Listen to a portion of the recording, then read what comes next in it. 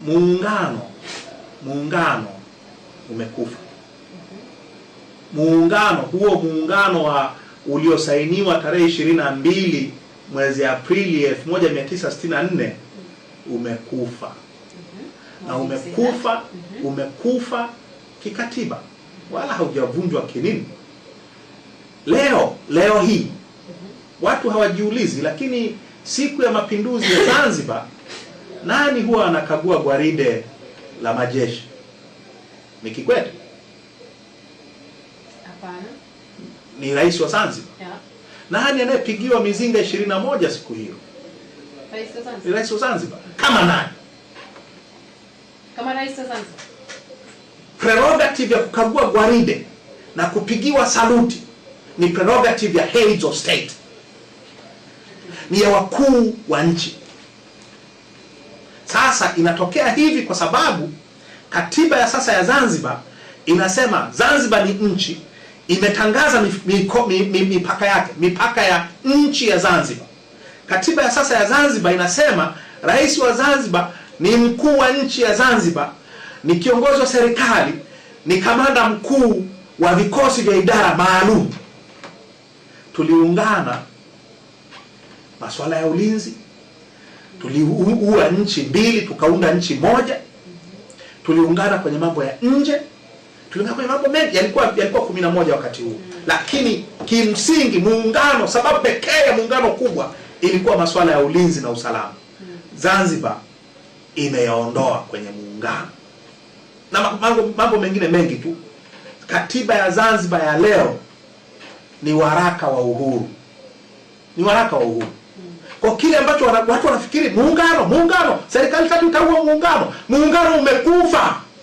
Na haya mabadiliko yanayozungumza ni ya mwaka 2010, yameingizwa kwenye katiba ya Zanzibar August 2010. Kwa leo huwezi ukazungumza nchi moja tena, kwa sababu katiba ya Zanzibar sasa tuna nchi mbili, ya muungano sasa tuna nchi moja. Huwezi ukazungumza amiri jeshi mkuu mmoja, kwa sababu kuna amiri jeshi mkuu Zanzibar. Na kwa sheria za Zanzibar, kwa katiba hiyo amiri jeshi mkuu wa Zanzibar ana mamlaka ya kutangaza vita, ana mamlaka ya kutangaza hali ya hatari. Kwa sheria za Zanzibar kuna muungano kwa kitu ambacho tumekisema. Umeniuliza habari ya msimamo wetu juu ya rasimu ya katiba na muundo wa serikali.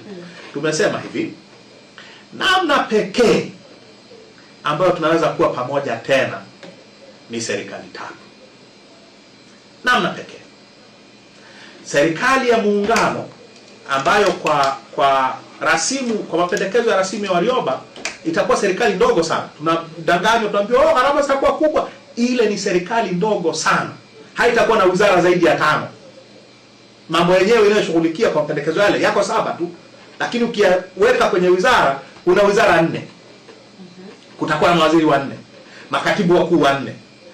Ni serikali ndogo sana ya muungano.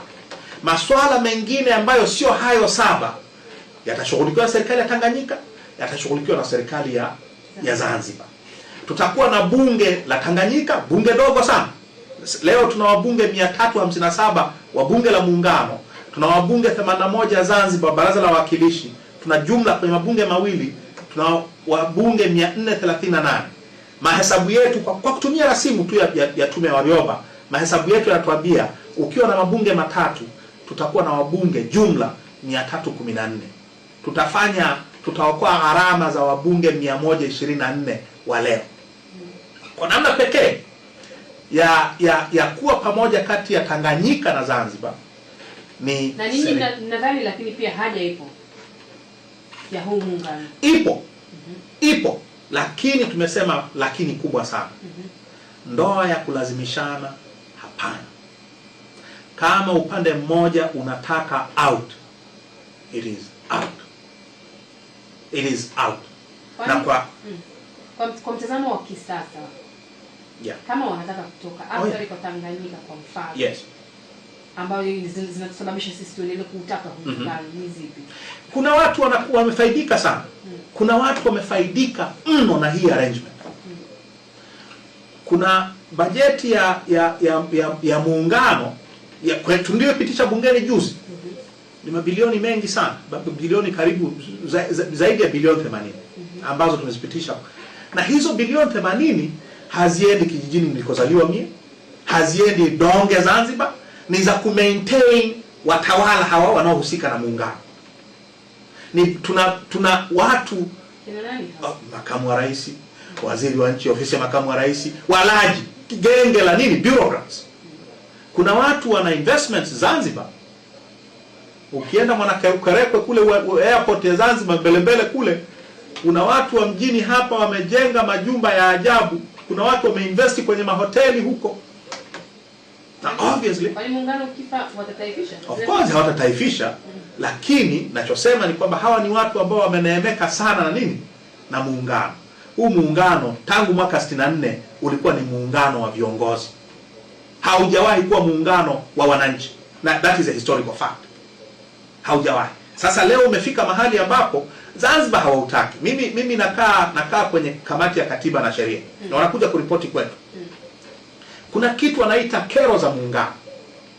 Ukiangalia kero za muungano, hizi kinachoitwa kero za muungano ni mambo yote ambayo Karume na Nyerere waliasaini mwaka 64. Mambo ya nje, Zanzibar hawataki mambo ya nje. Wanasema tuwe wanachama wa UN, tuwe wanachama wa EAC, tuwe wanachama wa OIC, tuwe wanachama wa SADC. Na si vibaya. Sisemi wanasema vibaya. Nachosema tu ni kwamba ukianza kudai hivyo, maana yake ni kwamba unasema hatutaki muungano. Wanasema masuala ya benki kuu na masuala ya fedha.